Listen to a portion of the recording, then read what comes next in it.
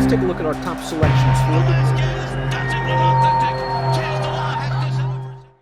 Hi, everybody. Dan Illman, Mike Beer, taking a look at the feature race at Belmont Park on Saturday. Let's throw up the field for the Dancin Renee Stakes. We've got New York breds running for $100,000. Fillies and mares, 3/4 of a mile. The 5, Sadie Lady, 2-1 on the morning line. Dropping out of the grade 3 vagrancy with perhaps the best early speed. That's a nice combination. And she also has the best last buyer speed figure. Yeah, I mean, I guess there's plenty to like about her, Dan. I get her as the morning line favorite of this race. Could make the lead in here. I don't think she necessarily has to get loose, but maybe she's just the best speed in here and can wire this field. I don't know. I didn't think she stood out against this field, but in a lot of ways, she is the horse to beat. Let's take a look at that Timeform US pace projector. They believe Sadie Lady can get to the front in a race that would favor horses on or near the early lead. To me, the key is how aggressive Joel Rosario is going to be with the 4 Ruvies in Time. I think she's at her best when she gets to the front, and I wonder if they'll be aggressive with her. Yeah, I sort of looked at it the same way. I mean, maybe she just won't be fast enough to go with Ruvies in Time or to go with Sadie Lady, but I feel like they're going to come out of there running and try to make the lead with her. I won't be surprised if the 1 Fierce Lady shows some speed in this race from the rail. So I didn't necessarily feel like, this race had to be dominated on the pace. Fierce Lady was a stakes winner against New York breds as a 2-year-old, but was riding a long losing streak going into her first start as a 4-year-old. Let's watch that race. First time for the Brittany Russell barn, and we see Fierce Lady. She tracked the pace inside. She gets to the outside, and right here, Trevor pushes the turbo button. And Fierce Lady finishes with a turn of foot that I haven't seen from her since her career debut at Belmont. Very impressive performance. Maybe Brittany's figured her out. Yeah, maybe she has. I mean, she fit a nice trainer pattern for Brittany Russell in this race. Brittany has huge numbers first off of trainer changes with dirt sprinters. So it wasn't that much of a surprise to see Fierce Lady improve. Still did not run back to that career debut buyer that she ran 87 first time out. She still has never run back to that race, Dan, but that was a step in the right direction last time.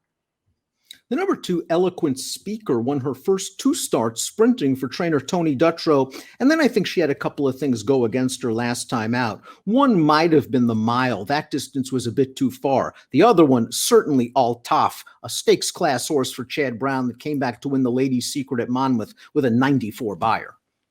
Yeah, just was never going to be able to be competitive with that horse last time. I guess getting, maybe bumped at the start could have cost her a little bit too. Cutting back works for her. Even, as well as she ran 2 and 3 back winning, Dan, repeating those 2 races is going to get her nothing against this field.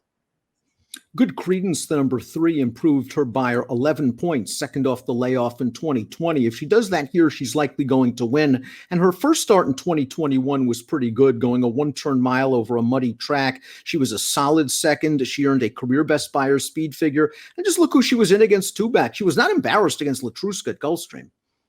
Yeah, that wasn't a poor performance at all. Fine last time, I thought, Dan. The track came up wet going a mile. She and Bank Sting, who wound up winning the race, just went 1-2 around the track. Nobody else really did anything at all in there.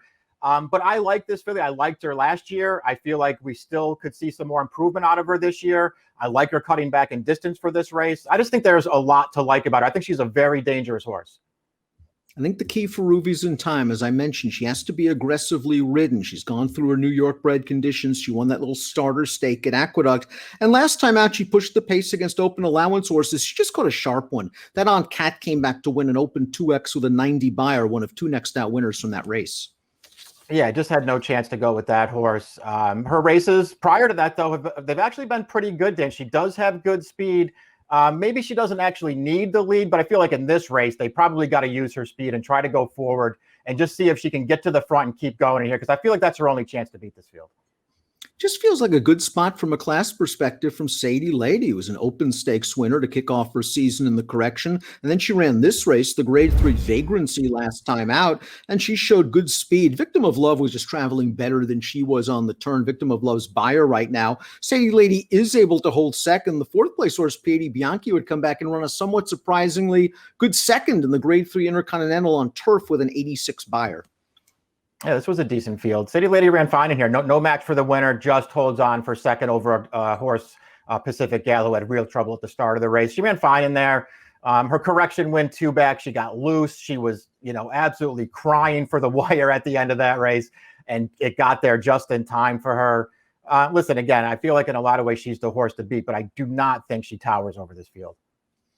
Although the 6 Espresso Shot is an open stakes winner going a mile, she won the Busher as a 3-year-old filly. I like her cutting back in distance, and she's now going to go second off a short layout for a very good trainer in Jorge Abreu. The critical eye, I think that track worked against her, muddy track, and I think she needed the race. I'm expecting her to be running late. The question is, does she get enough pace?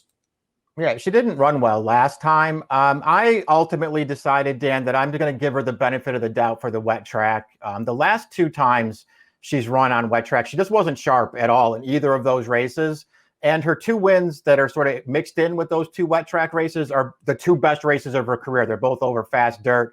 And what I really like about her is towards the end of last year, when she won that Staten Island division of the New York Stallion Series, she showed surprising tactical speed in that race, got forward right from the start, kept right up with the pace and won easily.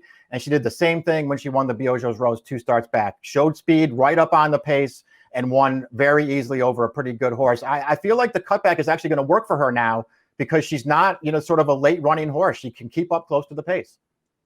Top pick time for the Dancin Renee. Espresso Shot is 7-2 on the morning line. That's where you're going. And as you mentioned, her last 2 fast track races, any of those Beyer speed figures would qualify as the best last Beyer. Maybe a good outside stalking trip coming. You take the 7-2? Yeah, I would take her at that price. I'm going to hope she rebounds in here. I really only wanted the 6 and the 3, Dan. They were my 2 horses. I respect Fierce Lady. I think she did run well last time, but I feel like she has to run even better than that to beat this field. From a speed figure standpoint, Fierce Lady certainly does. I think the price will be appealing enough. I just like the way she kicked in. Hadn't seen that from her in a long time. Maybe she's finally figured it out. 1-5-4-3 for me, 6-3-1-5 for Mike. It's the Dancin Renee, the feature at Belmont on Saturday